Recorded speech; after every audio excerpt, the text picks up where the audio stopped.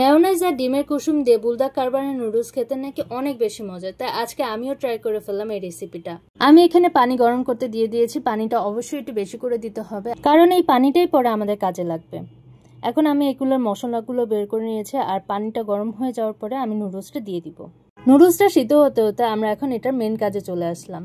সসটা দিয়ে দিব, সাথে পাউডারটাও দিয়ে দিব। তারপরে 1 টেবিল স্পুনের মতো আমি এখানে মেয়োনেজ দিয়ে দিয়েছি।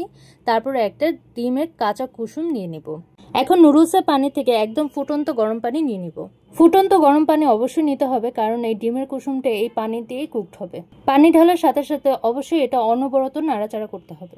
তারপরে আমি গরম গরম নুডলসটা এটার মধ্যে ঢেলে দিলাম আর ভালো করে মিক্স করে নিলাম। নুডলসের পাশে রাখার জন্য আমি কিছু মাশরুম ভেজে নিয়েছি আর একটা ডিম সিদ্ধ করে নিয়েছি। রামেন নুডলসের সাথে হাফ বয়েল ডিমটা অনেক বেশি ভালো লাগে, কিন্তু আমার ডিমটা ওভারকুকড হয়ে গিয়েছে। এখন আমি এগুলো সাইডে দিয়ে দিলাম। উপরে কিছু তেল ছিটিয়ে দিলাম। সবাই এখানে চিলি অয়েলটা ইউজ করে, আমার কাছে চিলি অয়েল ছিল না দেখে আমি ওই সসটাই একটু ঢেলে দিলাম উপরে।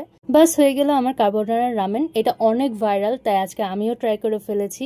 আমার কাছে আসলে অনেক বেশি ভালো লেগেছে। আপনারাও চাইলে এই রেসিপিটা একবার ট্রাই করে দেখতে পারেন। আশা করি আপনাদেরও ভালো লাগবে।